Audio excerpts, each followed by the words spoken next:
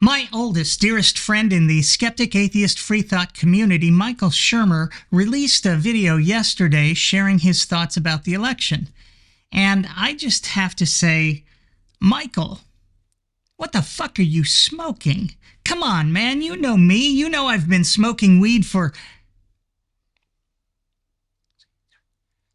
Carry the one. 46 years. You know I can hook you up with the good stuff. Give me a call. I'll take care of you. Michael starts off the video by kind of mocking the idea that this is the most important election in our lifetime. And I get it. The hyperbole can be exhausting. But the truth is, every election here in the States is super important because America is the world's superpower.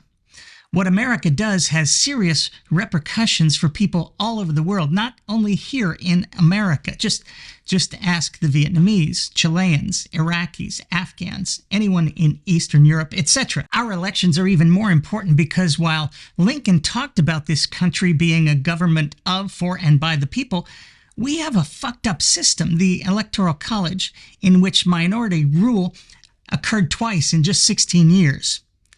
Yeah, in this century. Don't think that's a problem? Consider this. Without it, we would have 8 justices on the Supreme Court appointed by Democratic presidents right now. Democratic or Democrat? I don't know. Anyway, we wouldn't have the corruption of Citizens United, nor would women have lost their right to bodily sovereignty, to name just a few examples. One of the thrusts of Michael's video is that we've seen all of this before. People freaked out about Nixon, Reagan, Clinton, Bush, Obama, etc. And he's not wrong about people's reactions and the things said.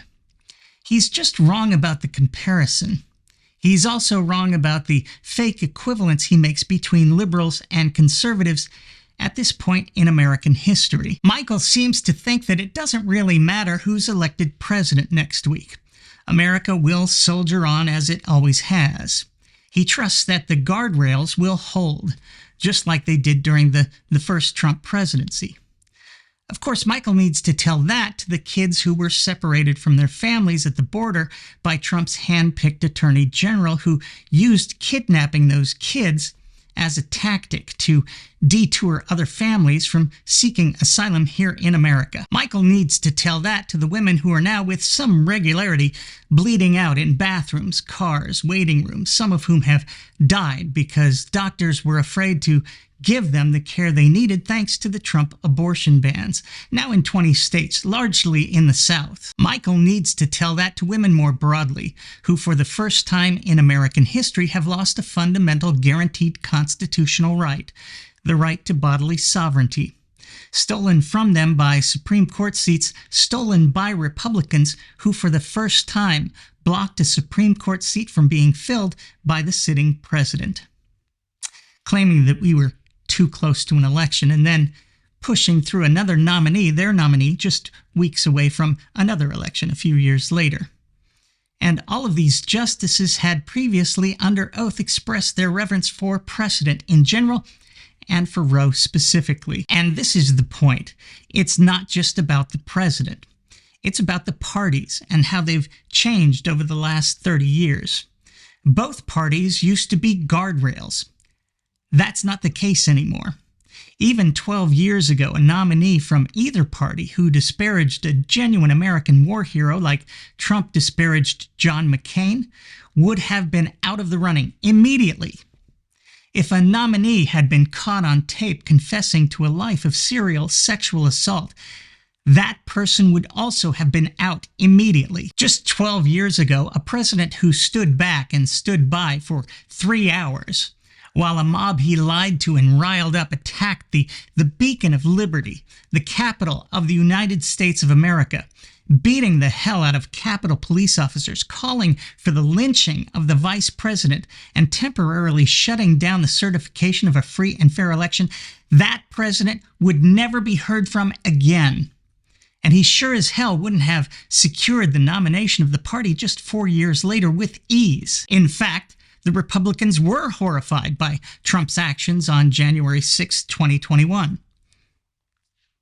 Until they weren't. And that's the difference. We have never had a cult-like leader take power in this country, while the entirety of his party in both the House and Senate is filled with spineless sycophants who will bend over and spread their cheeks before the cult leader even asks. Yes, Trump was kept in check by the guardrails last time. Barely. But those guardrails will largely be gone in a second Trump term. That's what Project 2025 is all about, getting rid of those guardrails. And that's already happened in the judicial branch. The Supreme Court told Trump that if he gets back in power, he will have absolute immunity from criminal prosecution, so long as he can figure out a way to call his lawbreaking an official act. That's a giant fucking guardrail gone. As bad as Low Bar Bill Barr was, he told Trump no when push came to shove. He told him his election lies were bullshit. You think there's going to be anyone heading the Justice Department who's going to tell Trump no in a second term? When the Supreme Court has given him free rein and immunity from criminal prosecution? Yes. Okay, if Kamala gets in, we're all going to have to suffer through the building of additional homes, laws against price gouging, the restoration of Roe, affordable child care, and in-home care for your elderly loved ones. And trust me, I know how horrible that sounds.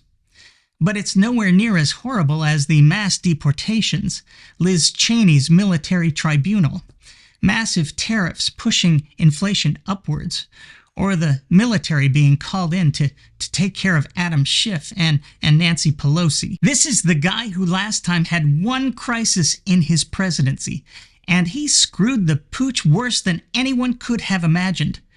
We had 4% of the world's population. We're the richest country in the world, the most technologically advanced, and we had 25% of the COVID deaths. His maliciousness is not the only thing we have to fear. His stupidity, ignorance, and incompetence are equally dangerous. With or without the guardrails. Think back with me to the Reagan years. Remember his farewell address on immigration where he said that immigrants were poisoning the blood of our country? Remember how he was constantly talking about the enemy within and tried to use the military to get rid of Tip O'Neill? Remember how he lied about the election of 1988 and brought a mob to Washington which temporarily stopped the certification of the election? Remember how back in 2004, Dick Cheney, speaking of President Bush, said that anyone who puts themselves over the Constitution of the United States should never serve a second term or be president again? Remember how W's Chief of Staff, Andy Card, said that Bush fit the definition of a fascist and preferred a dictator's approach? Remember when Colin Powell said Bush was fascist to the core? Of course you don't. You don't remember any of that because it never happened. Former cabinet officials never came out before Trump to oppose a former or sitting president. Former vice presidents for one party have never endorsed the nominee of the other party. This election really is different and probably the most important of our lifetime. There is no comparison to be made with the elections of the recent past. Yes, people cried wolf then. But again, this time, the wolf really is at the gate with his pack behind him. Until next time, I'm me. Thanks for watching.